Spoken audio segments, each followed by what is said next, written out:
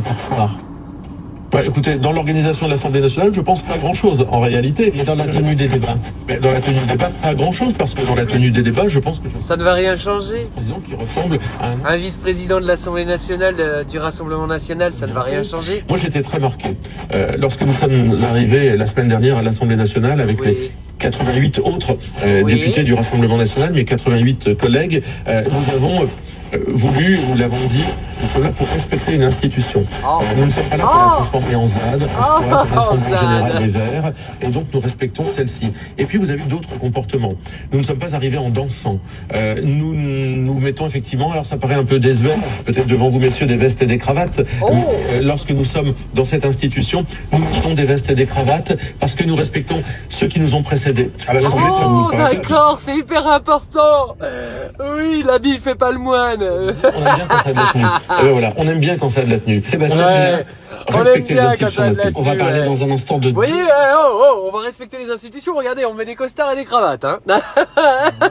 Super. Oh, monsieur Chenu, vous êtes vraiment, vous êtes vraiment la crème de ce qu'on fait de mieux. On est tellement honorés, on est tous honorés que vous soyez vice-président de l'Assemblée nationale. Quelle belle percée.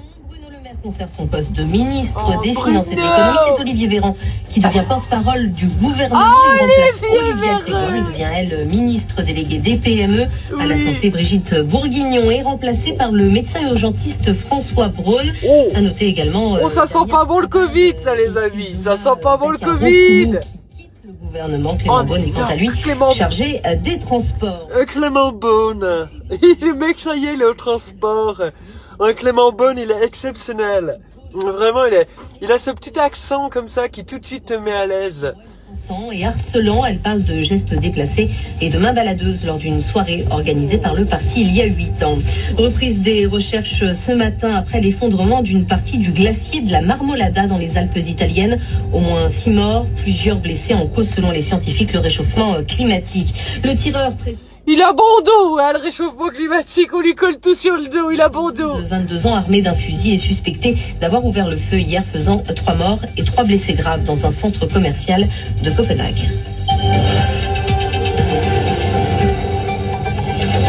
Le 8-30 France Info, Laura Sénéchal, Jean-Jérôme Bertolus. Jean-Jérôme Bertolus, président de l'Assemblée nationale et porte-parole du Rassemblement national. Le Covid a fait son retour en France. On est à plus de 100 000 cas par jour en moyenne, 1000 hospitalisations par jour. Et pourtant, nous allons sortir à la fin du mois de l'état d'urgence sanitaire. Il y a quelque chose de pas très cohérent quand même en même temps. Peut-être en même temps de notamment réinstaurer un pass sanitaire aux frontières de la France. Est-ce que ça fait partie des mesures dont vous êtes favorable? Bon, plusieurs choses. D'abord sur le Covid, moi je veux pas oublier de signaler que le tribunal ce gouvernement, l'État, n'a pas bien géré. Mais non, ils n'ont pas bien géré. Il faut garder ça en mémoire. Jean-Jérôme Bertolus, tout le monde le sait, ils n'ont pas bien géré. Mais liberté, ça veut dire responsabilité. Responsabilité, ça veut dire costard-cravate. Alors, nous, on a les costards-cravates au Rassemblement national. On va tout respecter, tout ce qu'il faut respecter. Barrière, là où vous sentez, là où vous pensez qu'il y a la nécessité de le faire, on ne les prend pas pour des enfants. Il y a d'autres choses qui nous semblent être des priorités.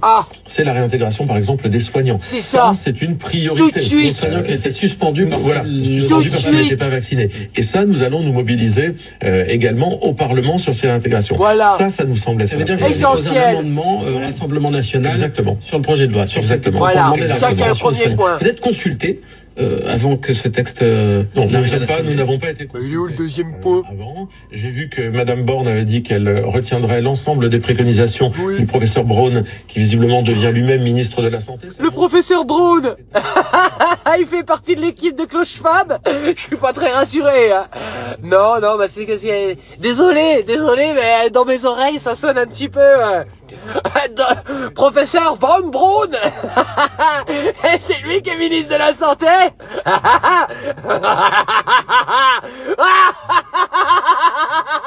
Pardon. On va regarder ça. D'abord, quel est l'état du pays? Bruno Le Maire désormais que l'état du pays, de la santé économique de notre pays n'est pas bon. Mais non, c'est Bruno qui est là depuis un petit moment. Il a rien arrangé, le Bruno. Ah ben Bruno, c'est le plus mauvais des mauvais des mauvais. C'est pour ça que Manu il l'a choisi, pour pas qu'il puisse le dépasser. C'est ça en fait, quand t'es vraiment un enfoiré et que t'es à peu près en haut de la petite pyramide, hein, parce qu'il y a d'autres pyramides au-dessus de toi, toujours, hein, mais bon, bref. Mais en haut de ton petit univers, tu choisis que des mauvais et des médiocres en dessous de toi pour pas qu'ils puissent te bouffer. De la zone euro, il le répète. D'accord, mais et alors ça change quoi? Il est très important ce taux d'inflation, et donc on avait dit à Bruno Le Maire. Oh oui, oui, on a un gros taux d'inflation qui arrête pas de gonfler. Il est turgescent, il est énorme, énorme, oh, il gonfle. Oh le taux, oui, oh quel taux. Oui. On adore ça en France, un gros taux. Avoir un gros taux, c'est ce que... Moi je me lève le matin, tout de suite, et je suis là, enfin, vite fait, parce que ça pousse pas, mais... Oh, vite, oh, qu'est-ce qu'on a un gros taux. Oh là là, c'est bon d'avoir un gros taux ce matin. Poche des Français. Les prix augmentent, les Français dépensent plus, et donc il y a cette, vous appelez ça une cagnotte, c'est 50-55 milliards. Oh, 55 milliards, c'est une petite cagnotte, quoi. Mais moi, je crois qu'il faut des solutions pérennes, et ça va répondre en partie à votre première question. Sur davantage que remettre les finances publiques à flot. Nous pensons qu'aujourd'hui, la politique des chèques, par exemple, n'est pas une politique ni pérenne ni responsable. C'est ça. Distribuer des chèques avec toutes les... La politique des chèques, ça nous mène à l'échec, c'est tout. Bien dit, monsieur Chenu. Oh, qu'est-ce qu'ils sont forts en punchline, putain. Et faire des chèques. C'est eux. Oui, c'est le vice-président de l'Assemblée nationale, que c'est nous qu'on l'a, que tout le monde va le vouloir, mais que même la Hongrie, la Pologne et l'Allemagne, qui sont très... bah même ceux-là, ils nous les envient quand même, ceux-là. Parce que les nôtres, ils sont habillés en costard cravate. Alors, hein? Aujourd'hui, des entreprises... Hugo Boss habillait les nazis, le style a son importance. Simple. Alors, on peut parler de ça. Oui, on peut parler de CMA-CGM, qui a vu ses bénéfices multipliés par 10. Et qui fait un geste nous souhaitons, sincèrement, c'est pas à la hauteur. C'est pas à la hauteur. C'est pas du tout à la hauteur. Nous, ce qu'on souhaite... Il y a d'autres entreprises, par exemple, dans les filières agricoles, on dit que il y a le prix de certaines matières premières, comme le blé, qui est fixé maintenant sur les marchés internationaux. Et puis, les agriculteurs français doivent payer ce prix. Est-ce qu'il y a d'autres entreprises qui devraient, aujourd'hui, être taxées compte tenu de profits de guerre? Les profits de guerre, bénéfices inhabituels entre l'année guerre en Ukraine et les années précédentes doivent être taxés à la hauteur de ces profits inhabituels. C'est une honte d'avoir gagné autant d'argent. Considérons que sur le bénéfice inhabituel fait, il faut en prendre des 2/3. Et comment que tu le calcules, le bénéfice inhabituel? Hein? Tu la mets où, la limite? Hein, monsieur Chenu? C'est drôle, hein? C'est con, hein, que vous ayez pas eu la présidence de la Cour des finances de je ne sais quoi, là. C'est dommage, hein? Vous auriez pu faire un beau combo. Quel pays de merde. Mutuelles de santé ont déjà été elles-mêmes taxées pour contribuer à l'effort dans la lutte contre le Covid. On sait très bien faire ça. Oui, on sait très bien taxer, retaxer. Oh putain. Qui fait une ristourne aux automobilistes qui empruntent les autoroutes et donc qui passent par ces stations-service d'autoroute. Cette ristourne de 12 centimes, vous demandez un total de l'étendre à toute la France, à ces milliers de stations-service. Vous êtes bon prince. C'est terrible, mais qu'est-ce que c'est bon avoir un si gros taux qui gonfle, et puis en plus de ça qu'on nous redonne de l'argent. Putain, mais on vit dans le plus beau pays du monde. Ni des gadgets, ni des pansements sur des jambes de bois, qui permettront... Des pansements sur des jambes de bois. Oh putain. Oh putain, j'adore. Merci Sébastien Chenu. Merci Sébastien Chenu, c'était vraiment très intéressant. Président de l'Assemblée, invité de France Info ce matin.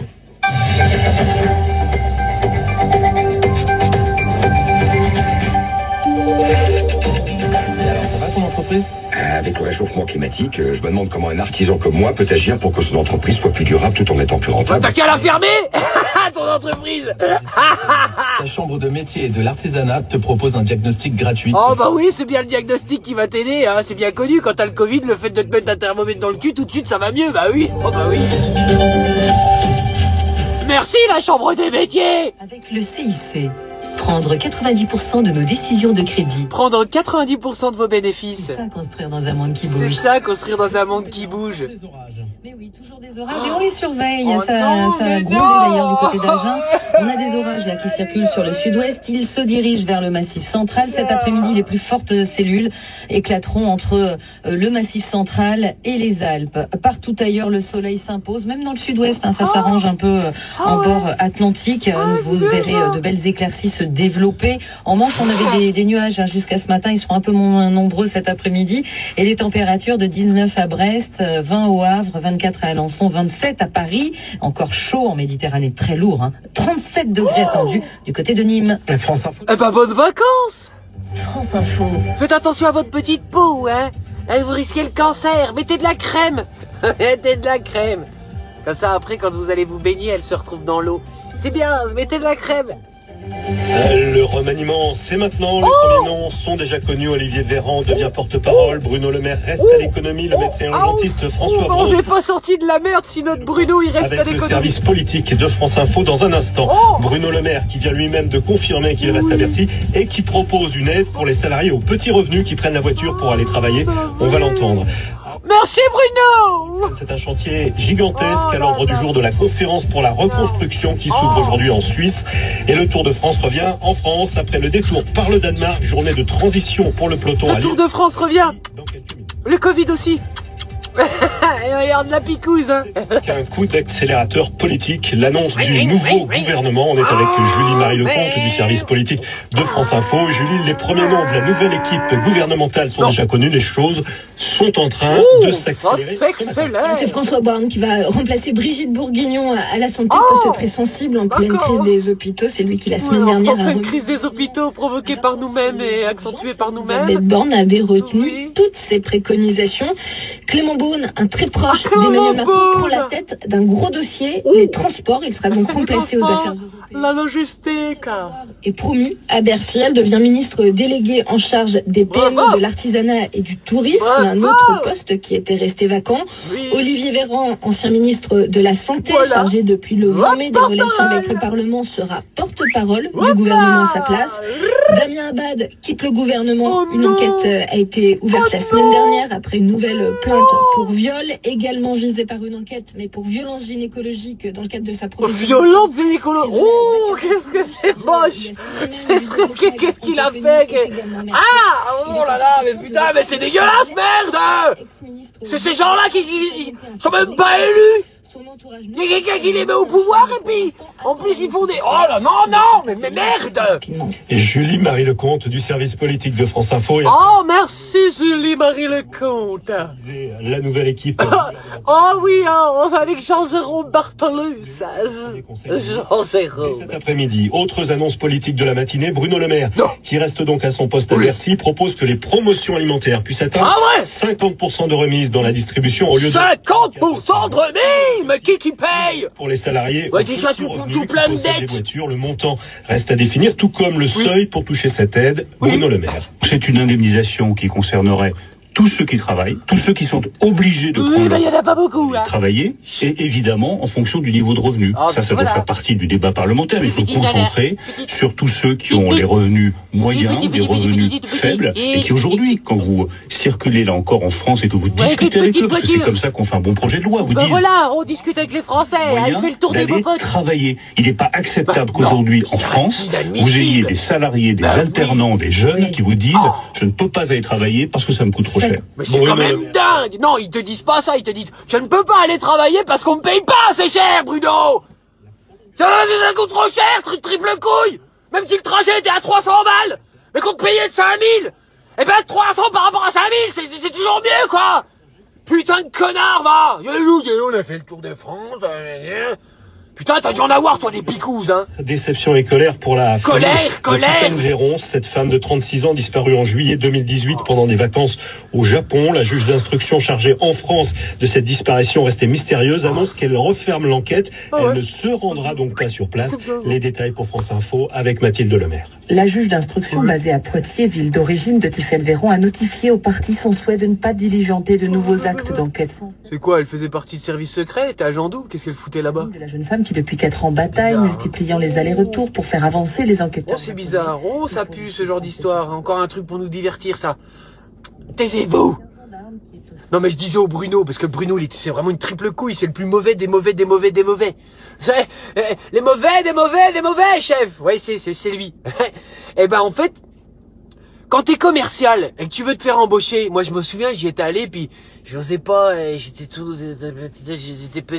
petit, et j'ai dit, bah je voudrais en salaire, je voudrais